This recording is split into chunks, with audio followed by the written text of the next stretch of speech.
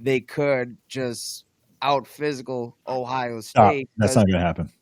Out physical, homie? Yes, it is. It's not going to happen. Well, okay, not out physical. We have the number 8 rushing offense in the country. That's how Big Ten ball is won.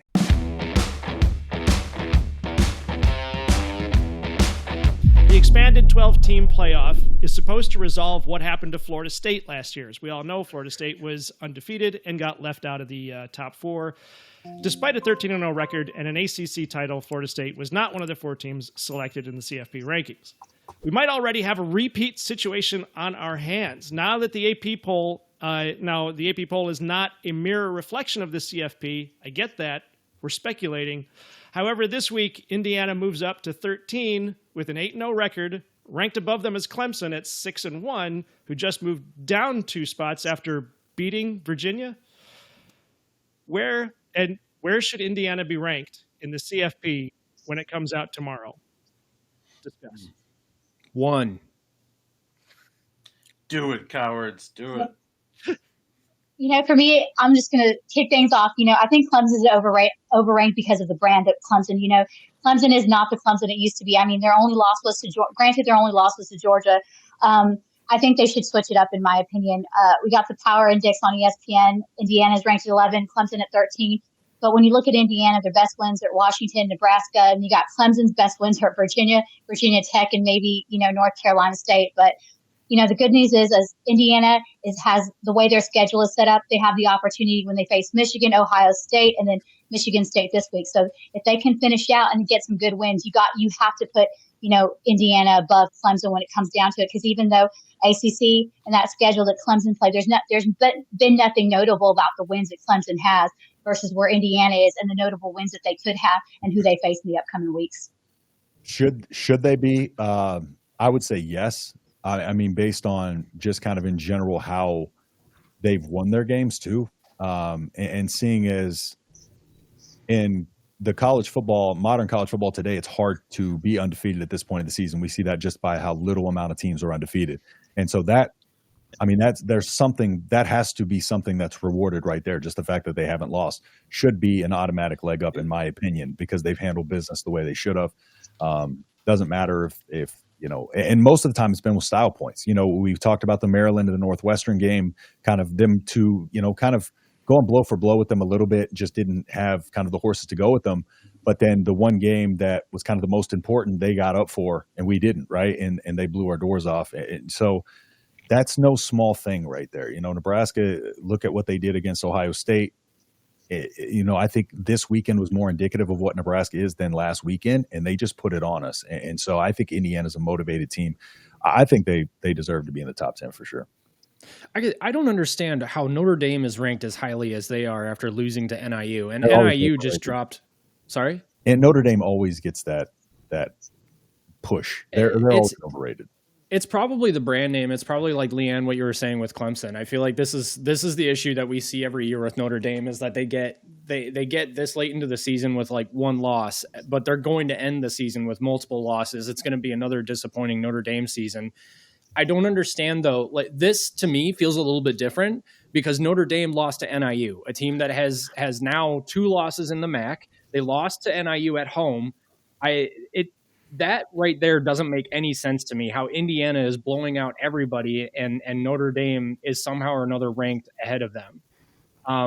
Texas A&M, I was going to say something about them, but I actually think I'm going to take that back.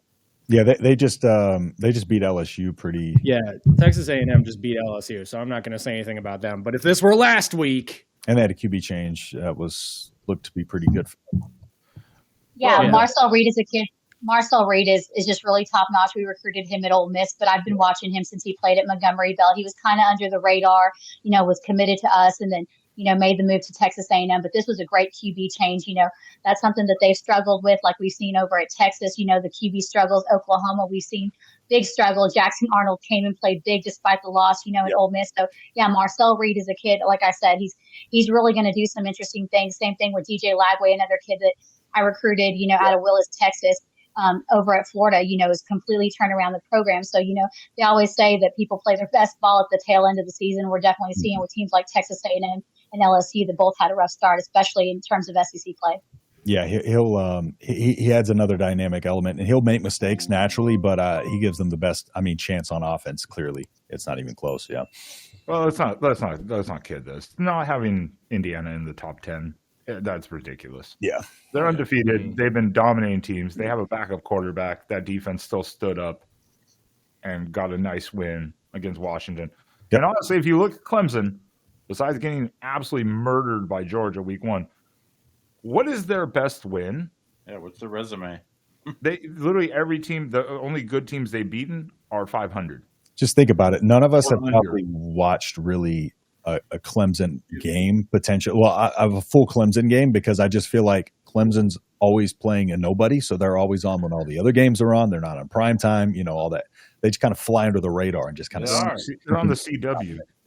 Yeah, exactly. Are they really?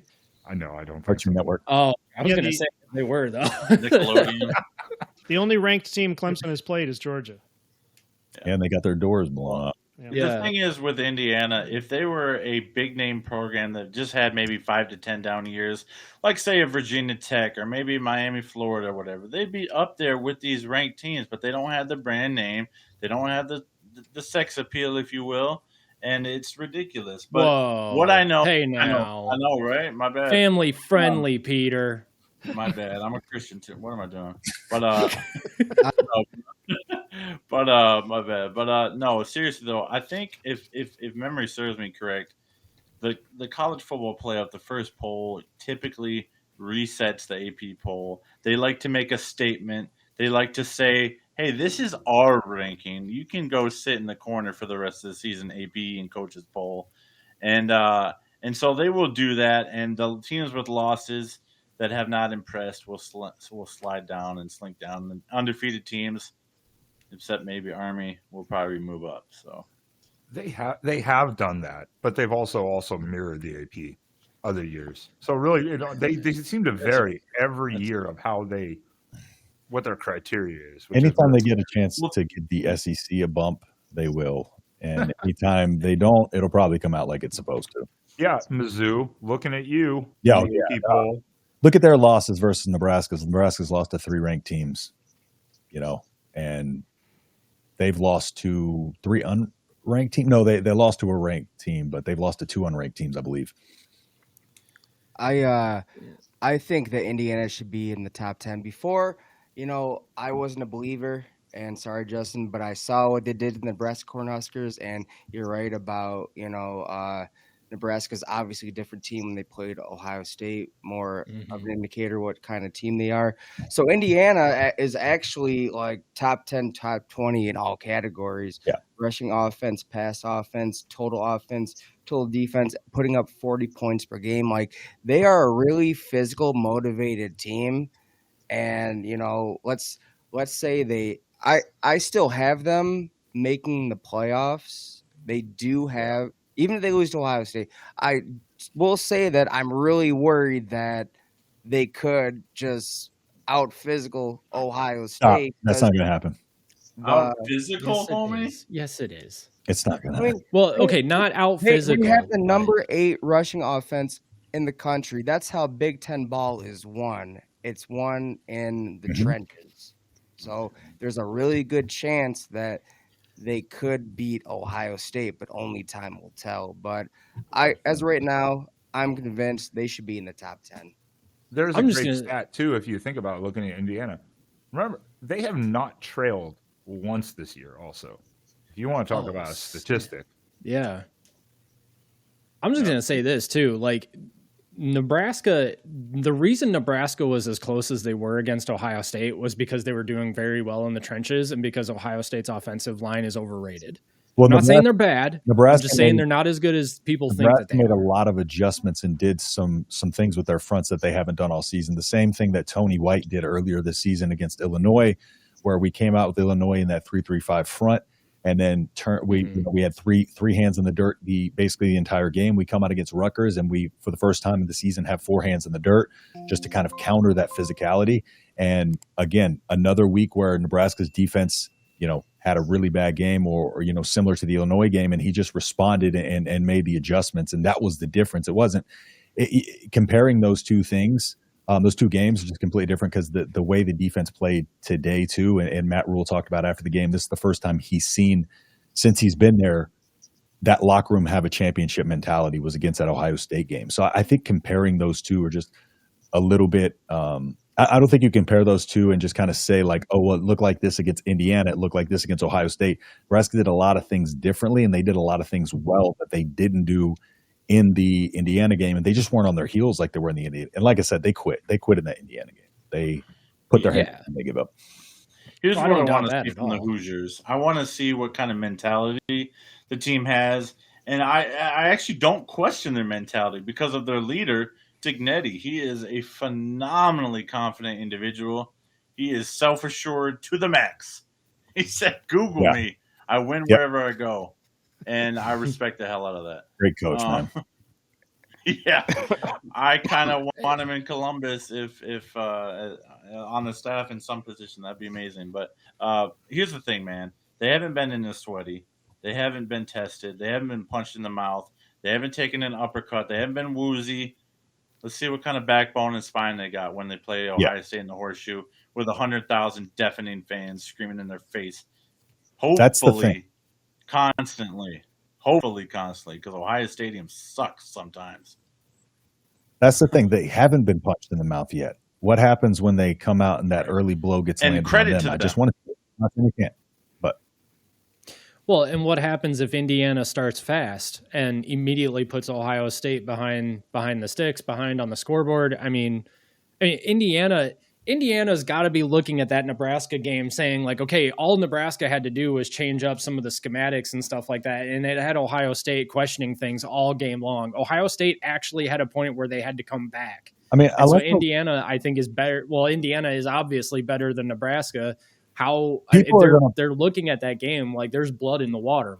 People are really going to point to that Nebraska game a lot, and I think are really going to overshoot their expectations to an extent. Because again, the score was, we were going to get our doors blown off regardless. But I mean, they were against Indiana, Against with Indiana, the way we played, regardless of whether we gave up or not, we were losing that game. But like if our defense, because by the time we looked up, the score was 28. They had 28 on the scoreboard, and our offense is just atrocious. Couldn't keep our defense off the field. But I just, again, like if we talk about that game potentially as an outlier and less indicative of what Nebraska is, can we point to that game and just that game and say like Indiana is this? You know what I'm saying? Because Ohio State is still a much better team than Nebraska overall, talent wise, and just like they're there, right? And they did some things that they probably could have done differently that would have given them, a couple digit scores. There were just some things that Nebraska did to kind of throw them off. So I feel like we're going to point to that Indiana game and look at this like, oh my God, like they can beat Ohio State. But I think at the end of the day, Ohio State is a team that is built for those games and built to get up for those games and built for the moment. The Oregon game, they lost by 1 point. I think that is the Ohio State team that they are, again, more so than what we saw against Nebraska too. I think just in my opinion, based on what I've seen overall. So they didn't get up for Nebraska. Sorry, Rob. So I'm going to kind of play devil's advocate here. This is just me holding my team accountable and being honest. So the last 3 years when Ohio State played a really physical run offense, a top-ranked physical run offense in Michigan, it didn't end too well, and they got out-physicaled in the trenches, and they end up losing that game. That's all I'm saying. It's possible, Ohio State shouldn't take Indiana lightly at all, but it is possible. I mean, again, Indiana has the 8th ranked rush offense, so you got to have really good interior linemen for that. And, that's how Big Ten ball is won at the end of the day. Yep. Well, opponent caveats apply to that as well, though. There's a lot of context involved in Indiana's stats, and I just will say that I highly doubt Indiana has an offensive line that can push around Ohio State's defensive front. I'd be very surprised if that happened. Michigan might be a different story. Playoff team might be a different story. But Ohio State's defensive front is one of the best in the country, and I'm very confident what we'll do to Indiana in the Horseshoe. If it was in Bloomington, I would probably not be as confident. Yeah. I think Ohio State's going to lose to Penn State and Indiana. I think Penn State, Man, shots Penn State fired. more reaching Indiana, in my opinion. Leanne, I didn't hear any of what you guys said because I just can't hear you over me being right. Well, the only other thing I wanted to point out was that, like we said last week, so Oregon, I mean, you've got Michigan, Maryland, Wisconsin, and Washington. So Michigan is feeling strong right now. Maybe they'll give Oregon, a slap, but maybe that's it. Wisconsin is feeling themselves too. They might give Oregon a little bit of trouble for a minute, but for the most part, Oregon looks to just coast through the rest of the season. But Indiana, you've got Michigan State, Michigan, Ohio State, and Purdue. You've really only got one guaranteed tough game there. Ohio State has two tough games in there. I mean, we are looking at a situation where, I mean, if Indiana plays the game of their lives rolling out this season. Well, We're not, another scenario is Indiana has 2 weeks to prepare for that Ohio State game. Right. So that does give me a little cause for concern. I'm not going to front with that. Yeah. And I'm not saying it's not possible. Of course possible. Well, yeah, anything's possible. Team. But it's not something I would definitely pick on or pick them for sure. Just because they're not 2-3 deep like Ohio State either. Well, then again, I mean, Ohio State had 2 weeks to prepare for Nebraska, and look what they put on the field. Well, Nebraska had 2 weeks to prepare for Indiana, and look what they put on the field. Yeah, okay, fair. That's fair. Ohio State notoriously Yeah, but Alabama played Vanderbilt, and Vanderbilt won. Leanne and Ben, see, I keep thinking I have control of this show, but I don't. So whenever you want to just jump in at any time, it's okay.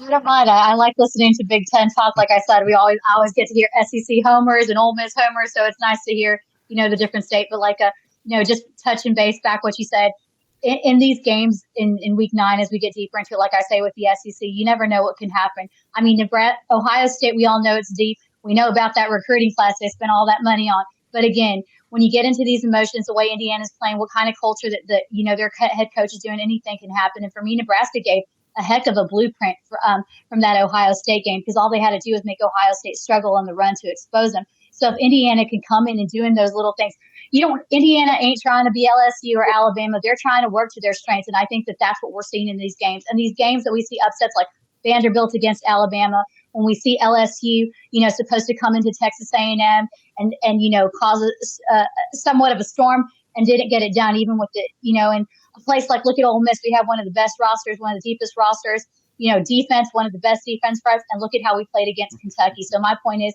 Indiana is playing their best ball. Nebraska gave a blueprint. So like I said, it doesn't take a lot to beat a top team when you're playing the way that you are with Indiana. There's a lot of things that I call those football intangibles that come out on game day that you don't play for, that you don't plan for, that can cause upsets we've seen in the first 9 weeks of this thing. That's why we have teams like Indiana doing what they're doing and staying undefeated, and teams like Ole Miss trying to win out and hope they can beat Georgia, because that's going to be their biggest win to try to get into the CFP. That magic thing. If we lose the game, it's going to be 10-2. It's those teams that are 10-2 that are going to be the ones that are trying to knock on that door, and a lot of teams are going to be disappointed. Okay, so can we replace Justin with her as a regular? Sure. Also, I completely agree, though. I mean, Indiana's going to be going to the Ohio State game fully believing that they've got playoff aspirations. Oh yeah. And Nebraska, yeah.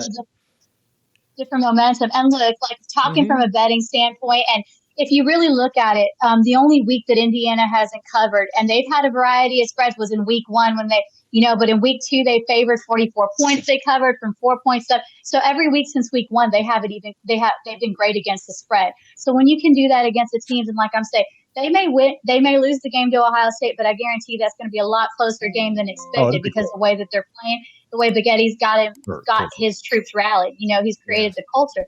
That's again, in 2-3 seasons ago, we wouldn't be talking about this. But look, team powerhouses like Clemson historically, Miami was trying to make a run in the ACC. We see how that's going. We see what's going on, at Alabama, all these different places, these naturally powerhouses. We've seen the decimation of the pack, which we never thought we'd see. But I am glad to say that Oregon has finally found somebody in Dylan Gabriel, and he finally made a home, because, like I said, we tried to get him over at Ole Miss when Levy came. But You see, I mean, there's just so many different factors that are playing into the season that have made it crazy already. I mean, like I said, when you see teams that you would never expect to defeat big powerhouses, like the momentum shifting. So that, that's what I say.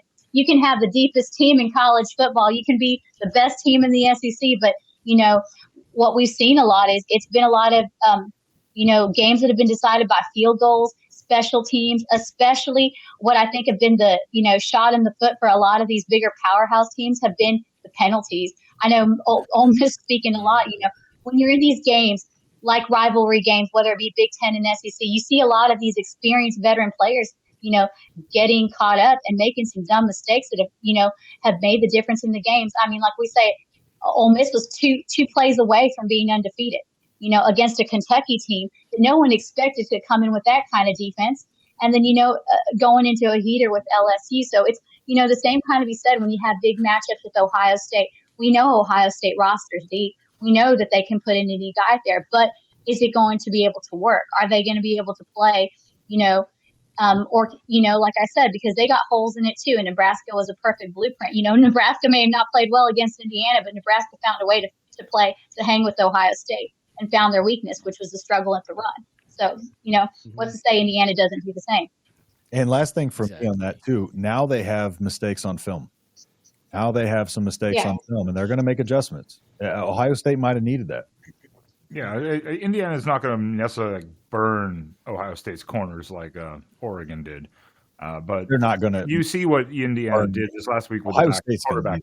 They adjust to the strengths of their team and do what they need to do. Yeah, and so when you play a feisty team who's going to be probably an underdog, you need to watch out. Because that team's coming for you. Which people understand, but believes in themselves, and that's exciting. Yeah. But does Indiana at 11-1, whether they win or lose to Ohio State, did they make the playoffs at 11-1? Yes. Oh, yes. I would think so. Absolutely. I would pick them over. You picked them over an SEC team. I would pick them over them. Yeah.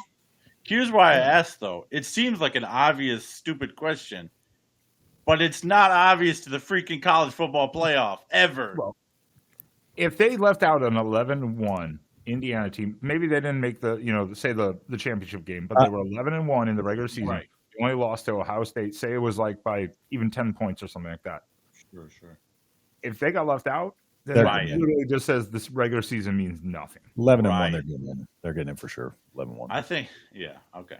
Sam Hartman's looking downfield for Adrian Berger almost has a one-handed catch. Almost.